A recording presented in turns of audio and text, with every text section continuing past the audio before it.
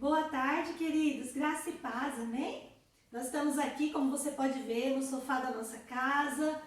Agora aqui é a igreja do Senhor, assim como é a igreja do Senhor aí na sua casa também. Nós estamos dando início a esse culto nesse domingo à tarde. Culto de gratidão a Deus, culto de adoração ao nosso Pai. E eu quero convidar você a adorar a Deus também. Chama aí, chama quem está aí perto de você, chama quem está aí na tua casa, para junto com você poder adorar o Senhor nesse momento e agradecer a Deus por tudo que Ele tem feito, porque Ele é um Deus que não falha. E eu quero convidar você agora para a gente poder orar, para a gente começar esse culto orando, amém? Senhor, nós queremos te louvar e te agradecer, Deus, por essa oportunidade.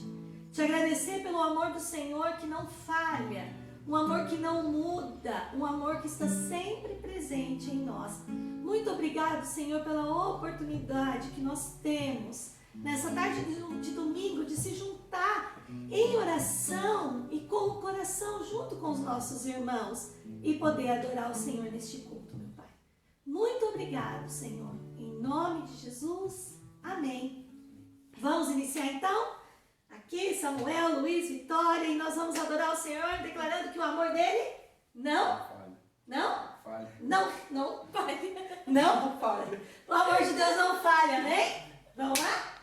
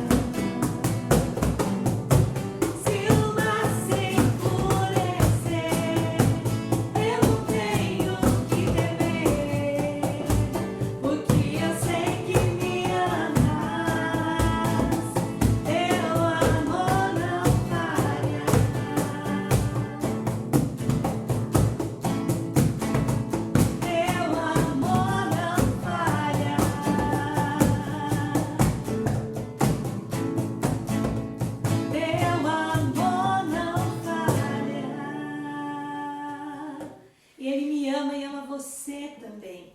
E o amor dele não falha. O amor dele não muda. Nada pode mudar o amor de Deus por você. Nada. Por mais coisas erradas que a gente venha a fazer, nada pode mudar o que Deus sente por mim e por você. E é por conta disso que nós cantamos desse amor para todo sempre, porque é um amor perfeito. É um amor perfeito. É um amor poderoso, um amor que cura, um amor que restaura, um amor que salva, o amor que dá a vida eterna, o amor que vem e nos transforma. Dos montes correm para o mar, teu rio de amor por mim.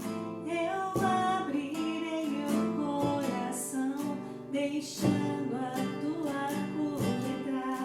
Me alegro por te pertencer, levantarei as minhas mãos. O teu amor me alcança e me faz louvar-te. Cantarei teu amor pra sempre. Cantarei teu amor pra sempre. Cantarei teu amor pra sempre. Cantarei teu amor. Os montes correm para o mar, teu rio de amor por mim. Eu abrirei meu coração, deixando a tua cura entrar. Me alegro por te pertencer, levantarei as minhas mãos. Teu amor me alcança e me faz louvar-te. Cantarei teu amor pra sempre. Cantarei teu amor pra sempre. Cantarei teu amor pra sempre. Cantarei teu amor. Meu coração exulta. Com alegria eu canto, se o mundo conhecer a ti, ele se encherá com a tua alegria. Cantarei teu amor pra sempre. Cantarei teu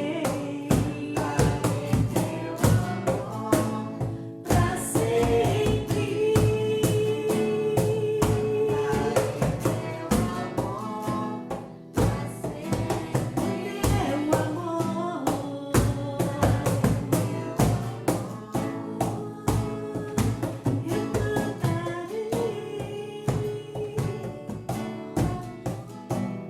pra sempre. Teu amor, Jesus, pra sempre. Cantarei teu amor pra sempre. Cantarei teu amor pra sempre.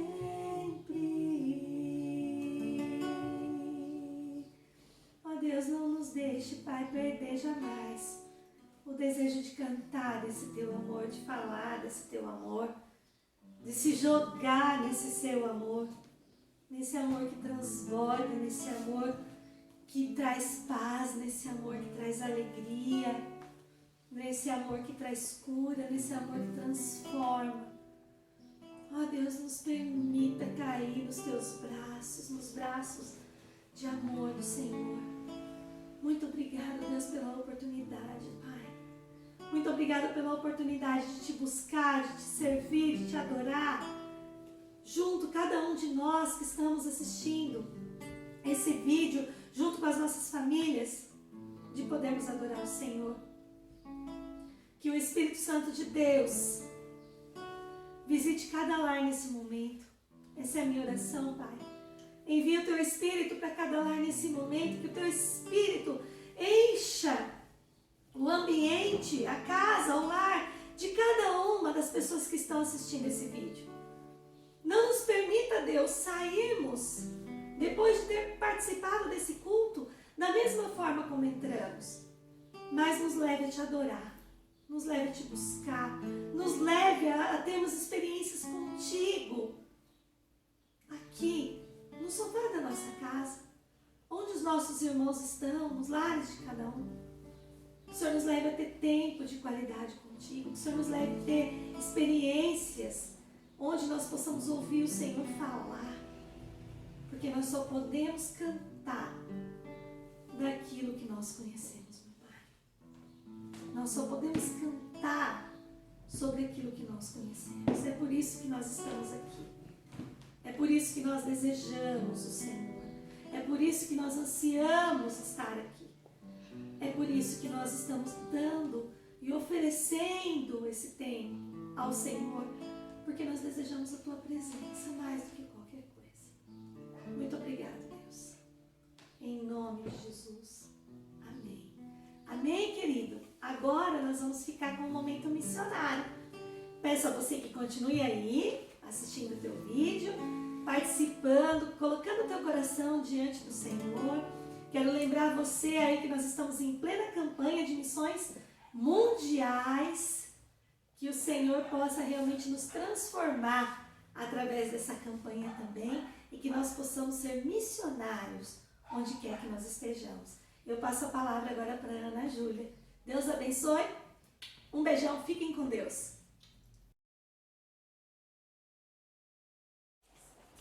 Boa tarde, irmãos. Bom, hoje nós vamos para mais um momento missionário, dando continuidade à nossa campanha de missões mundiais.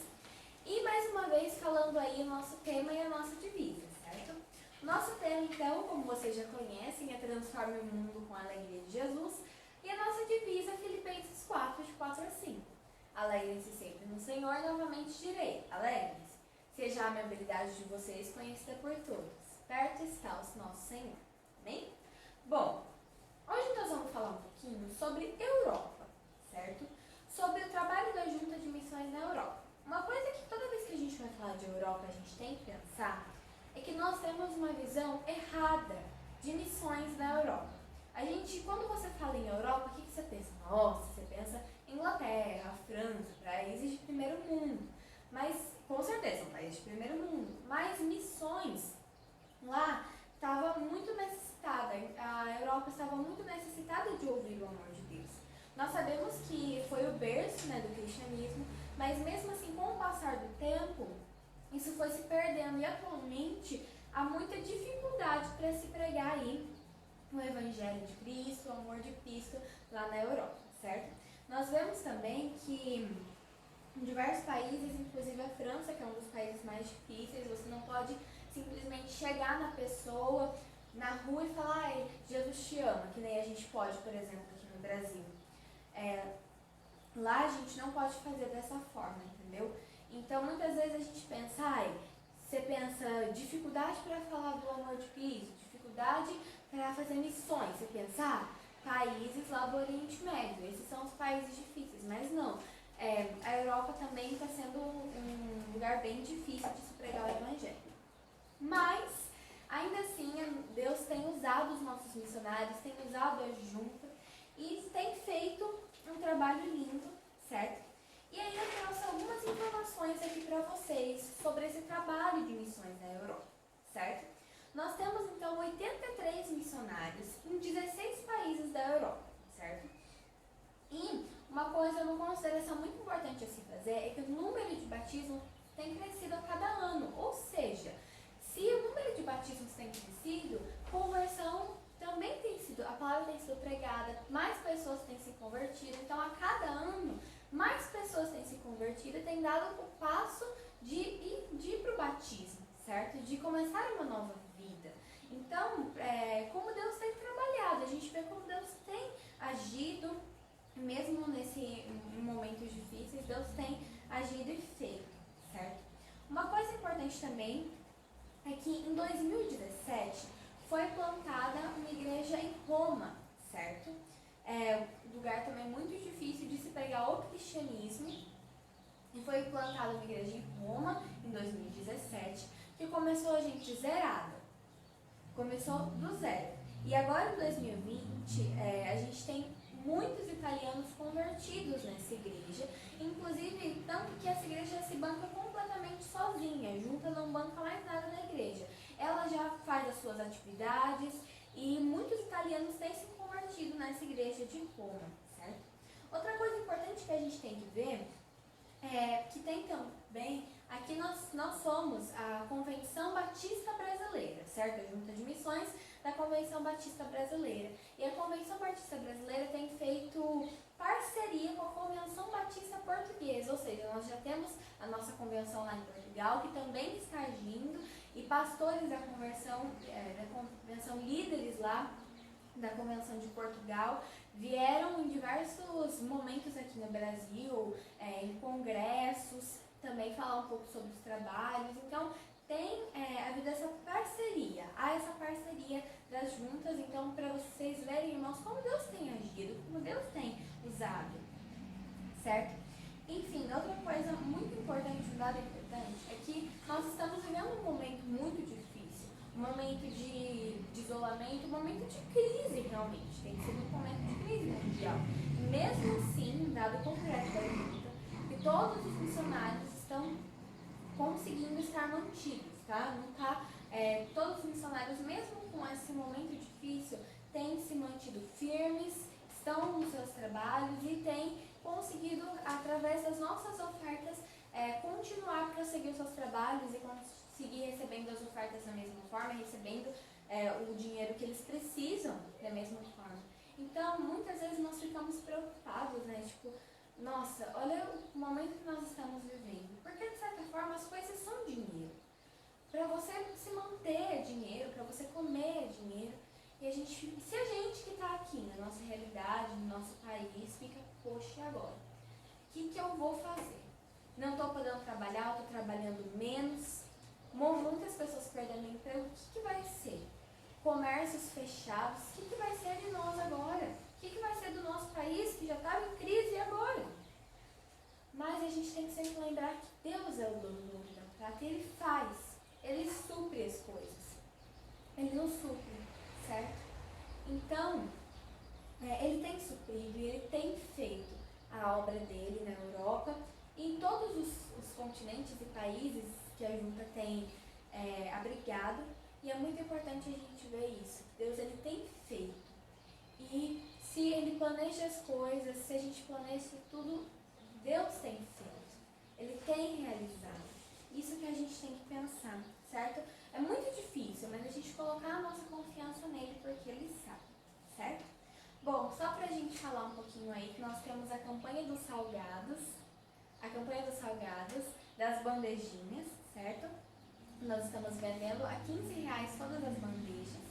Tem a bandeja de coxinhas e bolinha de queijo, coxinha de carne de frango. As coxinhas estão custando R$15 e a bolinha de queijo está custando também 15, mas vem 12 unidades de coxinha e 20 unidades de bolinha, certo? Até a nossa campanha vai ser no dia 23, no próximo sábado. Bom, irmãos, é isso. E vamos estar orando para encerrar. Pai, mais uma vez eu entrego esse momento missionário diante de Ti, eu entrego as pessoas que estão assistindo diante de Ti, Pai, e eu entrego os trabalhos que a junta tem feito diante de Ti. Um trabalho que ela faz na Europa e tantos outros continentes, países, e que o Senhor tem usado os Teus missionários e que o Senhor tem providenciado, Pai. O Senhor não tem nos desamparado, nunca nos desamparou e nunca vai nos desamparar, Pai.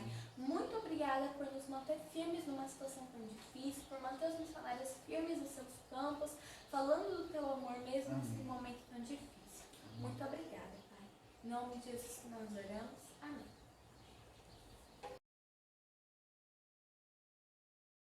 Já.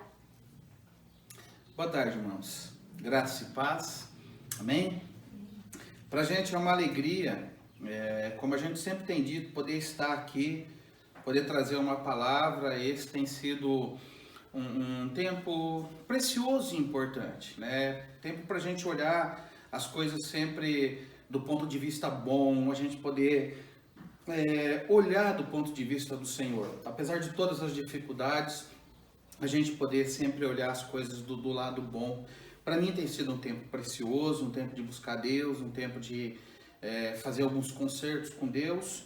E por isso que eu sempre tenho pedido a oração de vocês pela minha vida, porque a responsabilidade que a gente tem, ela é uma responsabilidade grande, não só de vir aqui trazer uma palavra, que já é uma responsabilidade grande, mas todos os contextos que isso envolve, de vida com Deus e responsabilidade com uma igreja, com um rebanho, realmente tem sido um tempo para poder colocar essas coisas com Deus, acertar isso com Deus, para poder fazer as coisas conforme a vontade e o querer dele. Amém? Nós vamos falar hoje sobre decisões, né? Eu já falei alguma coisa esses tempos atrás com vocês, mas isso aqui é uma outra palavra e ela vem com esse tema sobre decisões.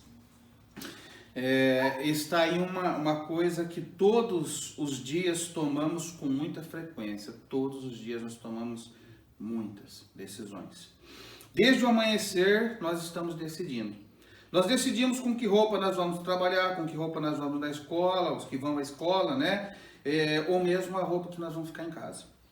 Decidimos o que vamos fazer primeiro dentre as muitas tarefas que temos em nosso dia. Decidimos se vamos começar uma dieta, decidimos se vamos comer saudável ou se naquele dia nós vamos sair um pouco fora do padrão. São decisões muito corriqueiras, coisas que acontecem com a gente e de uma certa simplicidade, né? Mas nós também decidimos como nós vamos administrar a nossa vida financeira e outras coisas que envolvem uma responsabilidade um pouco maior. Não que essas não tenham responsabilidade, sim tem, mas nós vamos decidindo todo dia muitas coisas. A verdade é que estamos a todo tempo tomando essas decisões.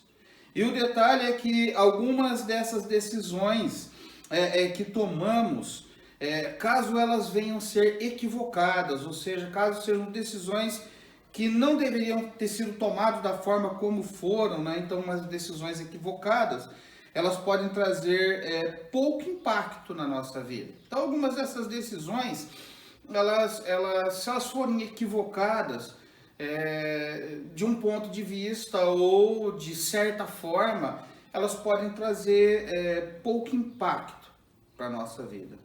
Mas há um outro lado, e esse outro lado é que, devido ao grau de importância e até de complexibilidade dessas decisões, né, do que envolve as decisões que nós tomamos, elas podem ir desde um resultado extremamente danoso até a sua irreversibilidade. Ou seja, tem decisões que elas envolvem um contexto muito grande, muito importante da nossa vida, e o resultado ele pode ir desde um dano grande que a gente venha sofrer até uma coisa que não se reverte mais. Então, quando a gente pensa sobre as nossas decisões, nós estamos pensando sobre coisas muito sérias.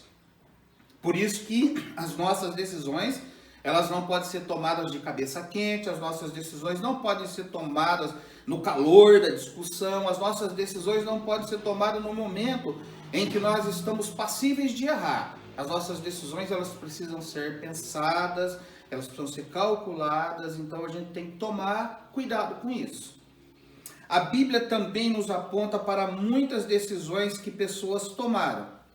Algumas dessas decisões que nós olhamos na Bíblia foram muito bem sucedidas, mas outras nem tanto.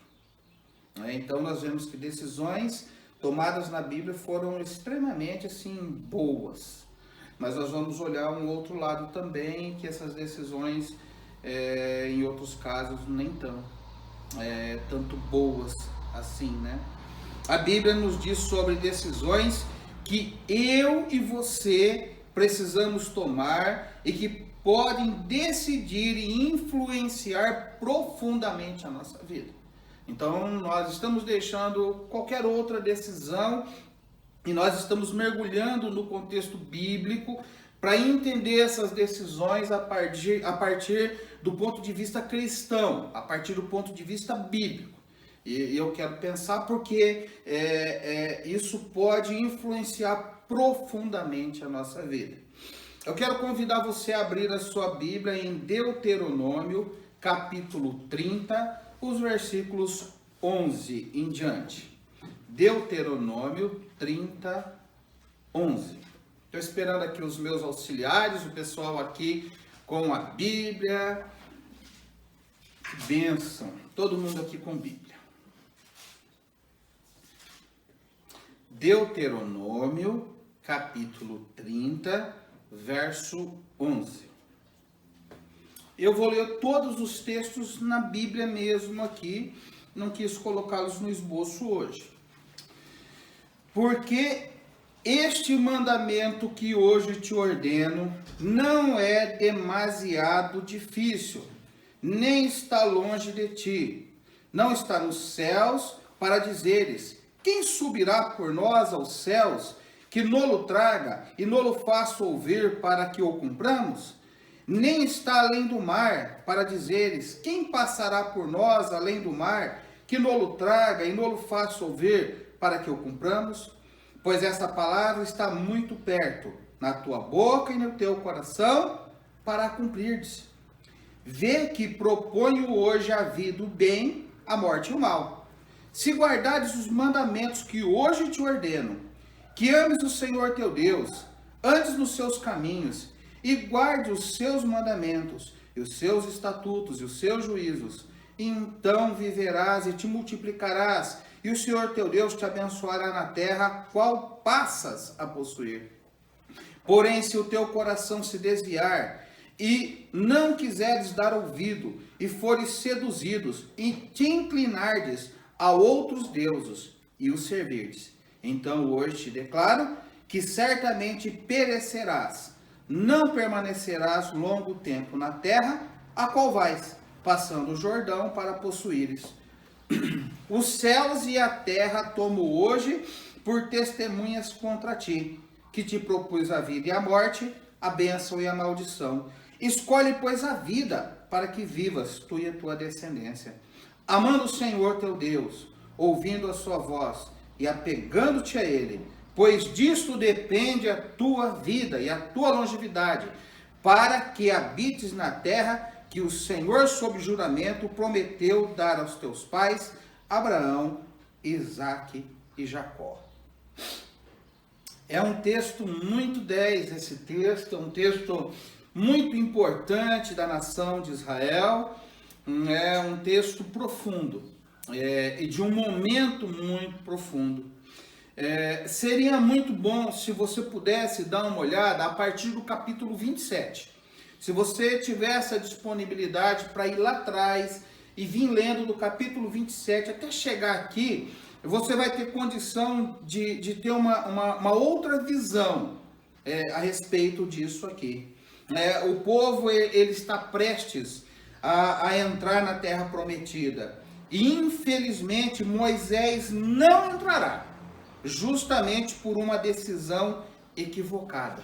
Então Moisés tomou uma decisão equivocada e agora ele foi impedido de entrar na terra prometida. Mas ele está trazendo as instruções de Deus para o povo, e dentre elas o que está especificado nos versículos de 16 a 19. Então ele está trazendo algumas instruções ao povo, em especial, aí dos versículos 16 a 19 estão essas instruções, é bem específico.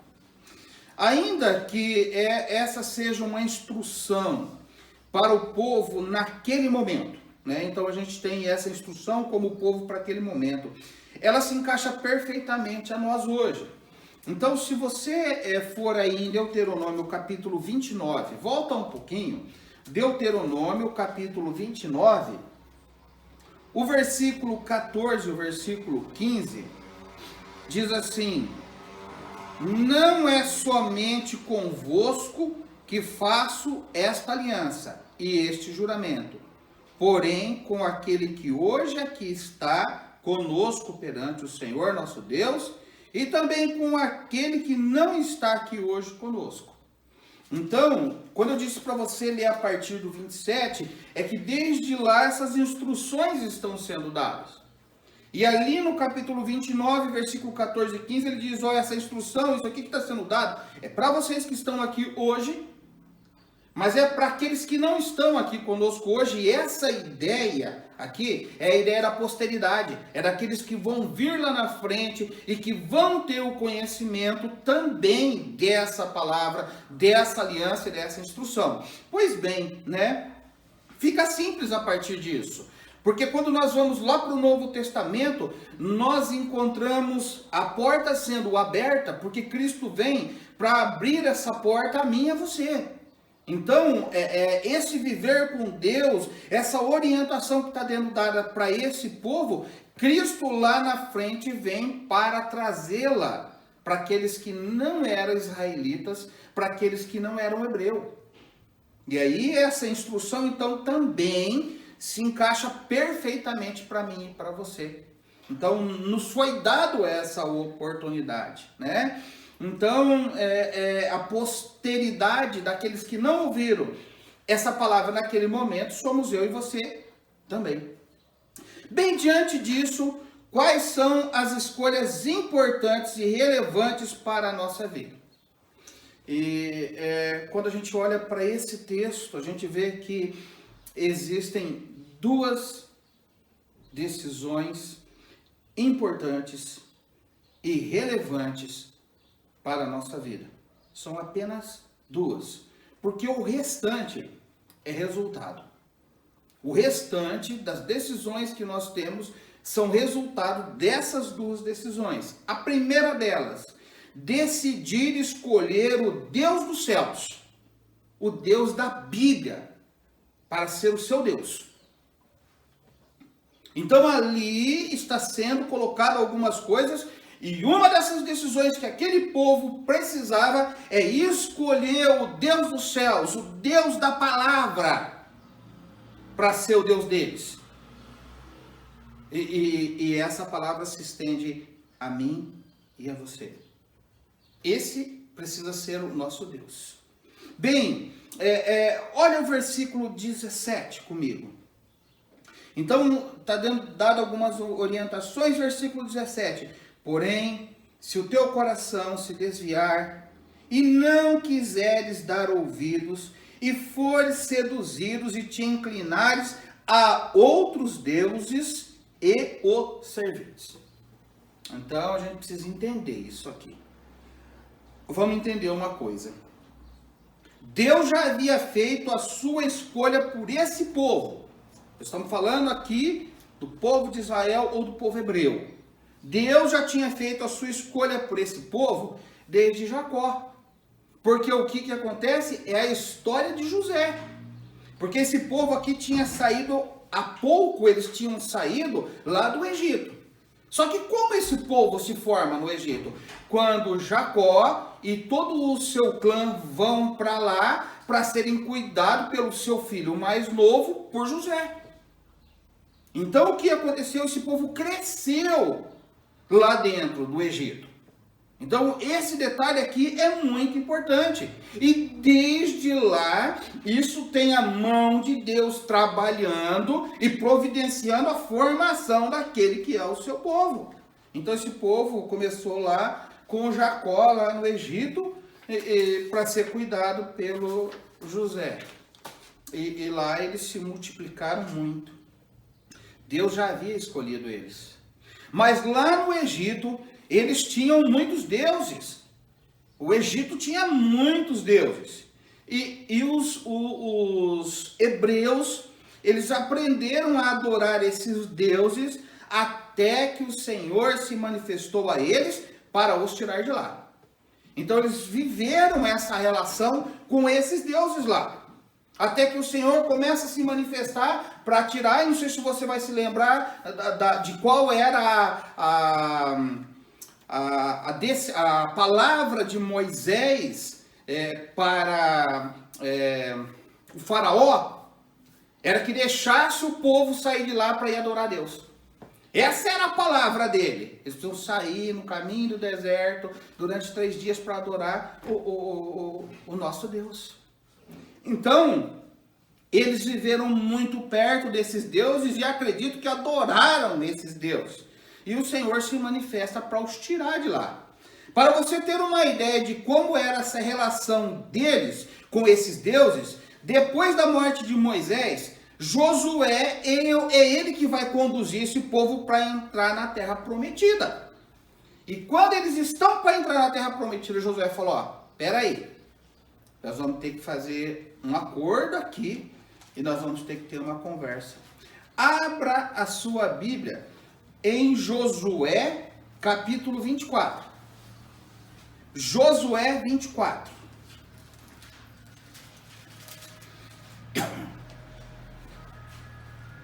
Josué, capítulo 24,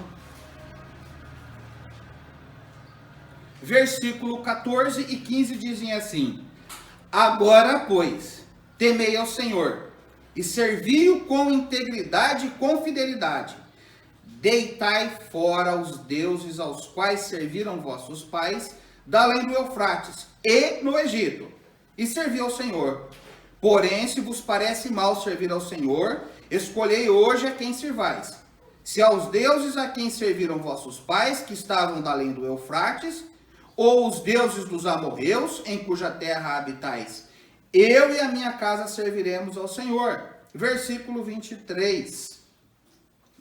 Deitai, pois, agora fora os deuses estranhos que há no meio de vós, e inclinai o vosso coração ao Senhor Deus de Israel.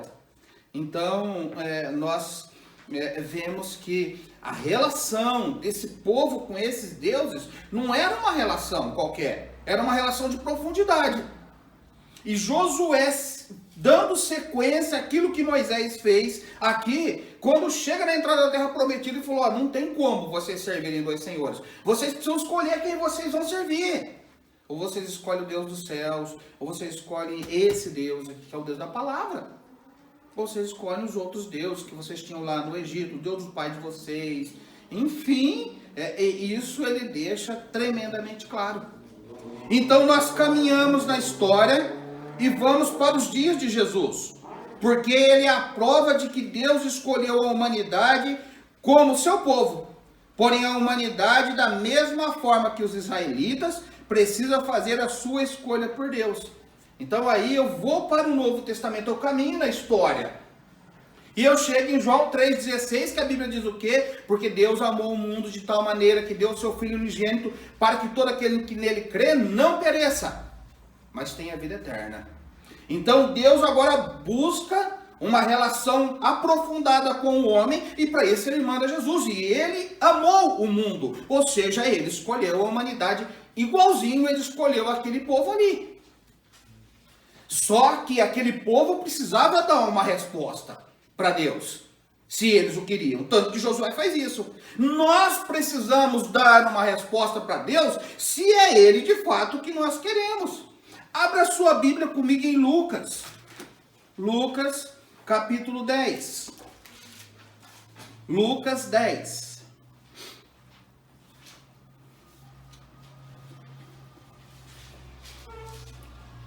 Então aí diz que, na minha palavra, no meu texto diz assim, e eis 10, 25, desculpa, Lucas 10, 25.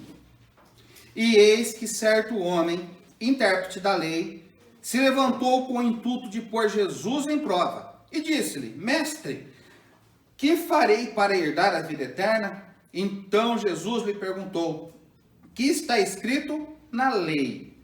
Como interpretas? A isso ele respondeu, amarás o Senhor teu Deus de todo o teu coração, de toda a tua alma, de todas as tuas forças e de todo o teu entendimento. E amarás o teu próximo como a ti mesmo. Pronto. Se quiser o versículo 28, então Jesus lhe disse: respondeste corretamente, faze isso e viverás. Deus precisa ser o centro da nossa vida. Aquele que governa todas as outras decisões. Deus tem que ser o centro. É isso que tanto o texto de Deuteronômio como esse texto de Lucas estão dizendo. Porque ele fala para amar a Deus num contexto amplo, ou pleno, ou completo, de todo o coração, de todo o entendimento, de toda a sua força, de toda a sua alma. Isso está claro no texto. Então Deus precisa ser o centro da nossa vida, aquele que governa todas as outras decisões. Quem está governando a sua vida? É o Senhor dos céus, da Bíblia, ou são os outros deuses que te governam? E aqui nesse texto eram imagens, de fato, outros deuses. Mas quantos deuses têm se levantado hoje na vida das pessoas?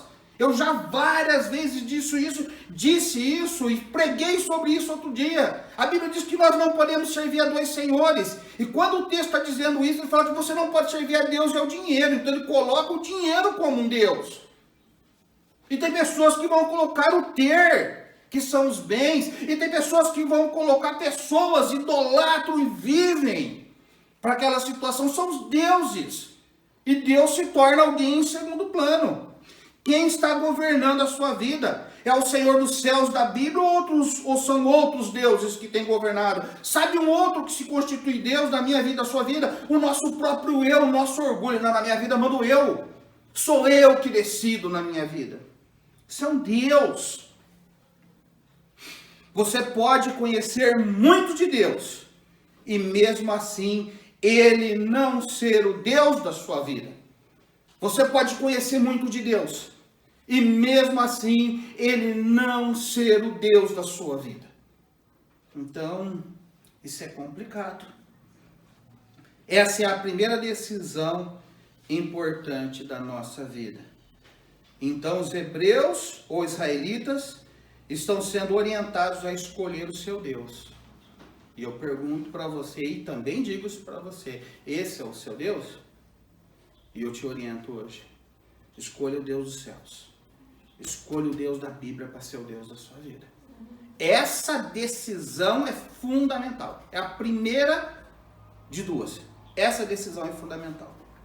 A segunda, decidir escolher como eu vou viver com esse Deus. Porque uma coisa é escolher Deus, outra coisa é escolher como eu vou viver com esse Deus. Abra a sua Bíblia em 1 Coríntios, capítulo 3. 1 Coríntios, capítulo 3.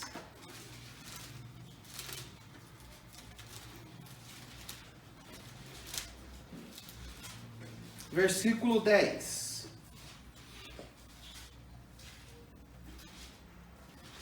1 Coríntios, capítulo 3, versículo 10. Segundo a graça de Deus que me foi dada, lancei o fundamento como prudente construtor, e o outro edifica sobre ele. Porém, cada um veja como edifica. Porque ninguém pode lançar outro fundamento além daquele que já foi posto, o qual é Jesus Cristo. Contudo, se o que alguém edifica sobre o fundamento é ouro, prata, pedras preciosas, madeira, feno, palha, manifesta se tornará a obra de cada um, pois o dia demonstrará, porque está sendo revelada pelo fogo. E qual seja a obra de cada um, o próprio fogo provará. Se permanecer a obra de alguém que sobre o fundamento edificou, esse receberá galardão. Se a obra de alguém se queimar, sofrerá ele dano, mas esse mesmo será salvo, todavia, através do fogo. Esse é um texto muito 10 do apóstolo Paulo, porque ele está falando sobre vivência com a escolha desse Deus. Nesse texto, Paulo está enfatizando duas coisas. A primeira é a salvação.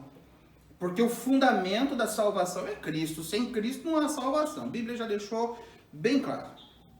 A partir do momento que você confessa Jesus como seu Senhor e Salvador, você é salvo.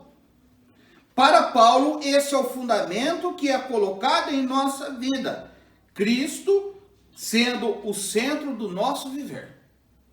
Então ele fala que você não pode colocar outro fundamento além daquele que já foi posto, que é Cristo. Você não pode fazer isso. É Cristo que é o centro do nosso viver. Mas a segunda coisa por ele enfatizada é a vida que vamos construir em cima desse fundamento. Então há uma vida que está sendo construída em cima desse fundamento. Ao se referir a tipos de materiais diferentes, ele está dizendo que uns vão primar por um material de qualidade e outros por qualquer tipo de material. Então alguns vão querer ter uma vida realmente da melhor qualidade possível com Deus. Mas outros vão ter aquela vidinha, né? Dá até pra gente brincar e falar, né? A vida, a lá, Zeca Pagodinho, deixa a vida me levar, a vida leva eu. Tem um monte de cristão levando a vida dessa forma. O detalhe é que essa construção passará pela prova do Senhor. E essa prova será com fogo. E alguns desses materiais serão consumidos. Porém, a salvação, por conta do fundamento, permanecerá. O fundamento é Cristo. Ninguém pode destruir Cristo. E se ele está posto de fato naquela vida, ninguém vai tirar isso. Mas quem constrói com feno, palha e madeira, isso fica para pegar fogo, se estiver seco ainda, é complicado.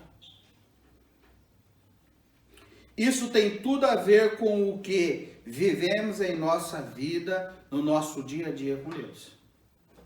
A forma como nós edificamos sobre o fundamento é a forma como nós estamos vivendo a nossa relação com o nosso Deus, a nossa vida. Então aí eu convido você para voltar de novo lá para Deuteronômio capítulo 30. Vamos dar uma olhada no versículo 16. Se guardares os mandamentos que hoje te ordeno, que ames ao Senhor teu Deus, ande nos seus caminhos e guarde os seus mandamentos e os seus estatutos e os seus juízos, então viverás e te multiplicarás, e o Senhor teu Deus te abençoará na terra a qual passas a possuir. Poxa, se a gente pensa, né, todo mundo quer o final desse texto, né, que é a bênção. As pessoas querem ser abençoadas por Deus. Mas e a história que precisa ser construída com esse Deus? Veja como é a vida com esse Deus no dia a dia. Vamos acompanhar esse versículo. Se guardardes o mandamento que hoje te ordeno. Então eu tenho que guardar toda a palavra. Sabe por quê? Esse é o comecinho. Se você for no meio, diz assim: se guardardes o mandamento, aí você pula que hoje te ordeno, que ames ao Senhor teu Deus, aí vai. Andes nos seus caminhos, andes nos seus caminhos não, e guardes os seus mandamentos e os seus estatutos e os seus juízos. Então veja que ele está colocando estatuto, mandamento, juízo, palavra. Ele está colocando isso de uma forma complexa para poder dizer assim: você precisa andar naquilo que a palavra está dizendo, ponto final, acabou. É isso que ela está dizendo. Então tem uma palavra. E é nessa palavra que é manual para mim e para você, que ele está dizendo que eu e você precisamos andar. E se eu vou para o Novo Testamento, eu vou encontrar isso da mesma forma, isso acontecendo ali. Então, a primeira coisa é guardar toda a palavra. É ter ela na nossa vida. Como diz o salmista: escondi a tua palavra no meu coração, abriguei, guardei, coloquei ela lá dentro para não pecar contra ti.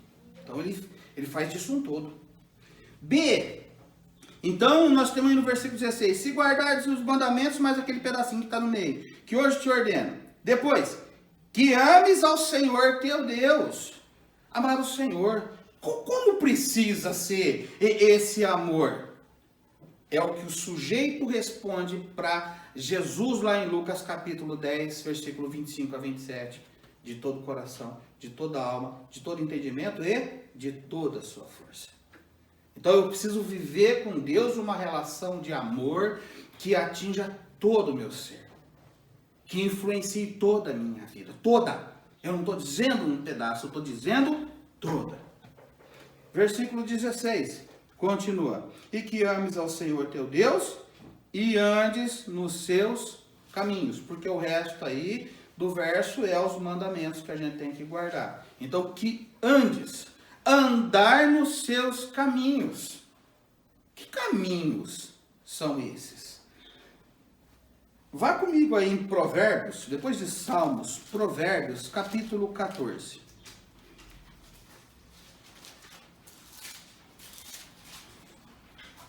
Provérbios, capítulo 14,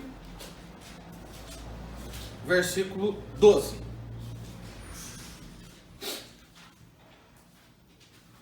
Provérbios 14, 12 diz assim: há caminho que ao homem parece direito, mas ao cabo dá em caminhos de morte. Então você está vendo que você precisa viver uma história inteira e intensa com Deus, para que o caminho que você acha direito e não é, e que resulta em morte, não seja esse o caminho que você esteja andando. Porque tem gente que está achando que está andando no caminho certo, mas está andando fora do caminho de Deus. E Deus não se agrada disso, mas acha que isso agrada. Vá comigo no Salmo, volta um pouquinho, Salmo 16.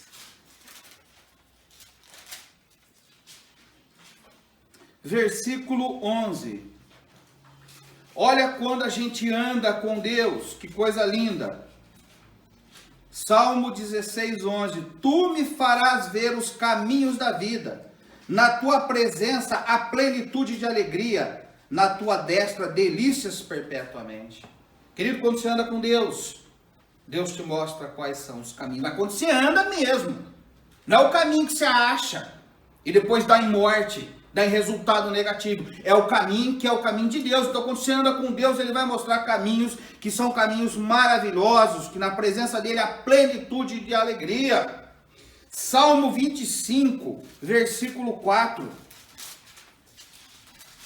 Salmo 25, versículo 4. Faze-me, Senhor, conhecer os teus caminhos, ensina-me as tuas veredas. Quando a gente está vivendo uma história com Deus, a gente pede a Ele que nos mostre os caminhos dEle. Porque a gente entende que o que Ele tem é melhor. Isso é fantástico, isso é maravilhoso. Salmo 139. Salmo 139.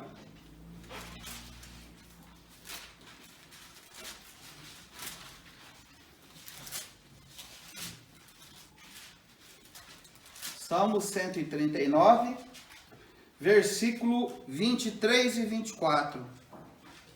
Salmo 139, 23 e 24. Sonda-me, ó Deus, e conhece o meu coração.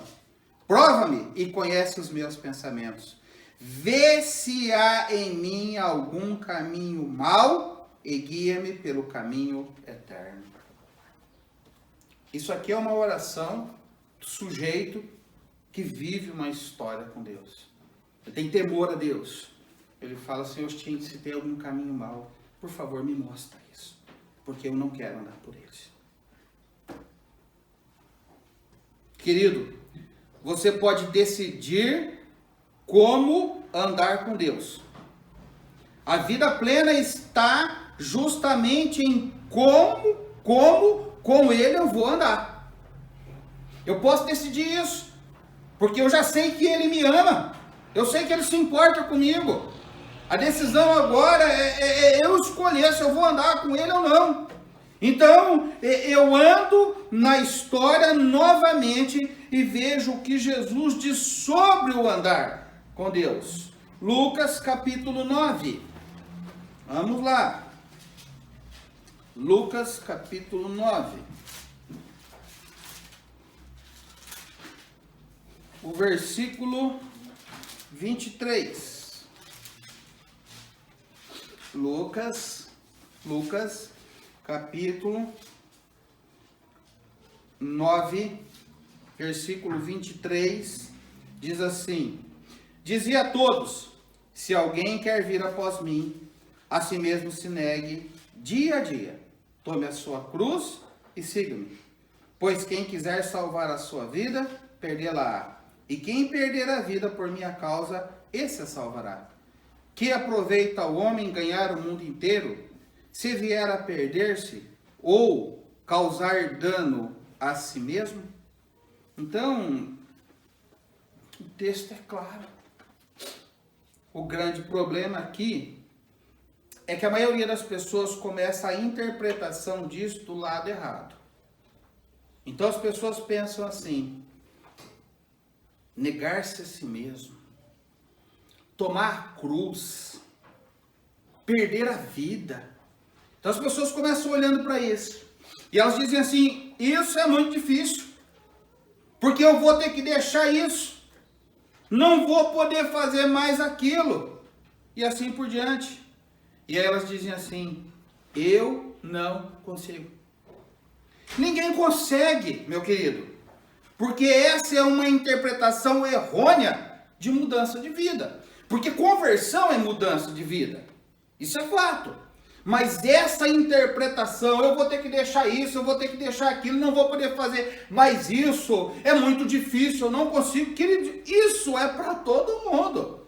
Ninguém consegue se a gente parte dessa interpretação.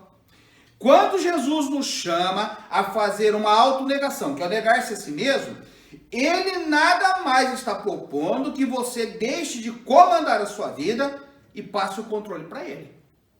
Então, quando ele está dizendo para você assim, ó, negue-se a si mesmo, ele está dizendo assim, ó, sai desse trono do teu coração. Deixa eu estar aí. Deixa eu governar. Não governa mais a sua vida. Deixa que eu governe. Passa o controle para ele. Isso não é difícil, pois demanda somente de você dizer que você quer que ele faça isso. Então, você está cansado na sua vida. Você já fez todas as tentativas de governar a sua vida. E aí, Jesus vem e fala assim, ó, nega a si mesmo. Deixa eu governar a sua vida.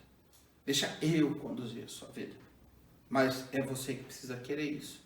É você que precisa dizer para mim, eu quero que o Senhor faça isso. Você precisa dizer isso para Jesus. Então, quando ele está dizendo negar-se, é isso. E quando Jesus diz para você tomar a sua cruz, nada mais é do que dizer que de agora em diante você também quer seguir a Jesus, quer ser discípulo dele e aprender. Querido, a cruz é a marca do cristianismo. Ele está falando, toma a sua cruz e começa a me seguir. Vem aprender de mim. Vem ser meu discípulo. É o que Jesus fez com os discípulos dele, ensinando aquilo que é dele. Essa é a interpretação correta do que nós temos aí. Então, o último texto que eu quero ler para você, que está lá em Filipenses,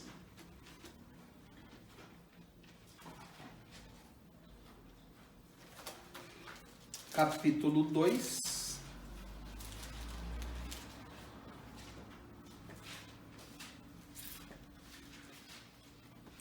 Diz assim, Filipenses 2:12. Filipenses 2:12.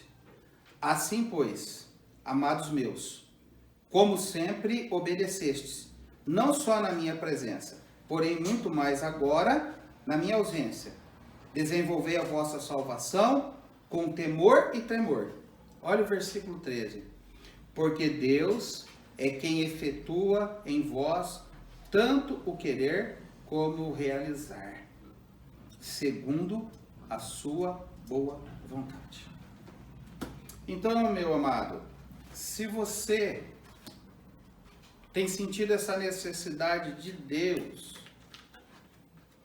é Ele que está te chamando. Se você sabe que precisa mudar e não consegue, não tem nenhum problema.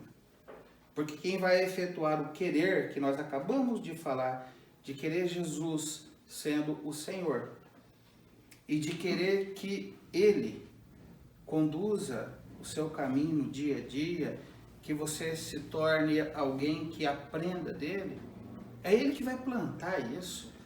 O ser humano sozinho não busca Deus, ele não tem essa capacidade. Então é Ele que vai operar tanto o querer como realizar. Eu e você não mudamos nada. Eu e você não temos poder para salvar. A Bíblia diz que não existe no mundo um justo sequer, mas todos precisam passar pela justificação que há no sangue de Jesus Cristo. Então, meu amado, é assim que a coisa funciona. A minha pergunta, ou algumas perguntas para você, são as seguintes: que decisão você precisa tomar hoje? Decidir se o Deus da Bíblia será o seu Deus. Essa é uma decisão que você tem que tomar. Decidir se o Deus da Bíblia, ele vai ser o seu Deus. Se você tem outros deuses, hoje é dia de se entregar ao único Deus que realmente te ama por quem você é. Porque o Deus da Bíblia te ama por quem você é. Não interessa o quão pecador você seja, ele se interessa por você. Não pelo que você tem, mas por quem você é. Porque ele te ama. E ele te ama tanto que antes que você o buscasse, soubesse quem ele é, ele já tinha mandado Jesus. Então Jesus morreu na cruz pela humanidade, isso inclui eu e você, quando nós não nos interessávamos por ele. Que decisão você precisa tomar hoje? Decidir escolher como você vai viver com esse Deus. Então uma coisa é decidir escolher se você quer o Deus da Bíblia para ser o seu Deus. E a outra escolha ou decisão que você tem que tomar é escolher como você vai viver com esse Deus que você escolheu, se você assim o escolheu, como você vai escolher viver com ele. A vida com ele é intensa. É uma relação de profundidade, de dependência, de certezas, de prazer e alegria. A vida com Deus vale a pena, mas isso precisa ser conforme ele quer. Então eu não posso querer Deus e não querer viver do jeito que ele tem planejado. Se você quer Deus, você precisa querer viver do jeito que ele tem planejado. E o jeito que ele tem planejado está aqui. Está aqui. Tudo está escrito aqui. E como isso funciona? Na nossa relação, no nosso dia a dia. O importante é a decisão que a gente tem. A nossa parte é decidir. Então, lá com os hebreus ou israelitas, Josué falou, olha, a primeira coisa importante é vocês escolherem o Deus que vocês querem. Ou é aqueles que vocês trouxeram do Egito, ou na terra que nós vamos entrar tem um outro povo aí que tem outros deuses, vocês podem escolher eles, ou Deus dos céus. E ele deixa bem claro, eu e a minha casa nós vamos servir ao Senhor. Porque ele sabia quem era o Senhor, e o povo também sabia. Mas não basta a gente saber, porque a gente tem que viver com ele. Então tem gente que sabe muito de Deus, mas Deus não é o Deus da Bíblia não é o Deus da vida dele. Então quando você escolhe Deus, automaticamente você vai escolher o quê? Você precisa escolher logo em seguida viver, não é automaticamente, porque isso não acontece automaticamente. Você precisa escolher como você vai viver com ele. E aí é o que está aqui. É amando, é guardando a palavra dele, é vivendo tudo conforme a vontade dele. Precisa ser dessa forma. Tudo conforme a gente explicou aqui. Quais decisões você precisa tomar hoje? Talvez, querido, hoje você já tem o fundamento. Você já tem Deus na sua vida. Jesus Cristo já é o seu Salvador. Mas ele precisa ser o seu Senhor. Porque talvez só tenha o fundamento. O que você está colocando em cima do fundamento são coisas qualquer. A sua obra vai ser provada pelo fogo. Você precisa construir para Deus, através do viver diário com a sua vida, uma edificação que dê alegria no coração do Senhor. Não construa. Não vale a pena viver com Deus uma história qualquer. Se Deus é o Deus da sua vida, construa, viva com Ele com intensidade. Viva conforme Ele quer. Eu não tenho dúvida daquilo que Ele vai fazer e o quanto vai ser bom para você.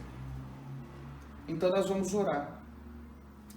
E eu quero orar com você, querido. Que você que nunca fez uma oração dizendo que quer que Deus seja o Deus da sua vida. Você nunca fez essa oração. E essa é a primeira oração que nós vamos fazer. Depois nós vamos fazer uma outra oração, porque talvez Deus já é o Deus da sua vida, mas você precisa agora começar a caminhar com Ele conforme Ele quer. Porque não adianta ter o fundamento e fazer qualquer coisa para Deus. O seu viver diário, a sua vida ser qualquer. Isso não vale a pena. Então, meu amado, minha amada, se você quer dizer para Deus, Deus, eu quero que o Senhor seja o Deus da minha vida. Esse é o momento agora. Eu quero orar. Repete essa oração comigo. Senhor Deus, eu entendo que essa palavra, ela vem com profundidade falar ao meu coração. Eu quero nesse momento dizer ao Senhor que eu quero que o Senhor seja o Deus da minha vida. A tua palavra diz que Jesus Cristo é o caminho até o Senhor, que Ele morreu pelos meus pecados. Eu quero receber o Senhor na minha vida através de Jesus Cristo. Por isso eu recebo Jesus Cristo como meu Senhor e como meu Salvador. Muda a minha vida, perdoa os meus pecados e me leva para perto de Ti. Em nome de Jesus que eu oro. Amém. Agora eu quero orar com você, querido, que tenha Jesus Cristo, tenha Deus na sua vida, mas não tenha andado com Ele como realmente você precisa andar. Eu quero poder orar com você nesse momento em que Jesus já é o Senhor, que está sendo o Salvador da sua vida, mas que precisa ser o Senhor. Ó meu Deus, nesse momento eu quero orar com todos aqueles que já ouviram do Senhor e em algum momento disseram sim para Jesus Cristo, entenderam que eram pecadores e que precisavam da tua salvação, mas que ainda, ó Deus, não se renderam ao teu senhorio. Porque se render ao teu senhorio é viver uma vida em que tudo glorifica o teu nome. Pai, nós queremos construir com o Senhor uma história linda e maravilhosa. E sobre o teu fundamento, que é Jesus Cristo, nós queremos construir com ouro, com prata, com pedras preciosas. Materiais que um dia, sendo provados pelo fogo, vão continuar existindo, vão ser simplesmente purificados. Não queremos construir mais com madeira, com palha ou com feno. Coisas essas que o fogo um dia vai consumir. Não queremos ter uma vida qualquer com o Senhor. Queremos ter uma vida que realmente seja uma vida de intensidade, de alegria, de prazer, de busca.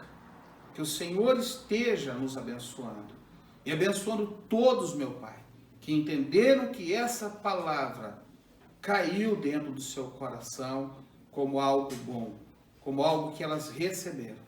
Que essa semente germine nessas vidas, meu Pai, e que todos nós possamos ter o Senhor como o Deus que nós escolhemos servir, o único Deus, e possamos ter também uma vivência com o Senhor, porque todas as demais decisões da nossa vida, elas vão demandar dessas duas decisões. Todas as demais decisões da nossa vida, elas vão demandar dessa. E o resultado delas pode ser um resultado tremendamente abençoador, se nós assim a fizermos. Em nome de Jesus que nós oramos. Amém. Amém. Amém, queridos. Deus abençoe vocês.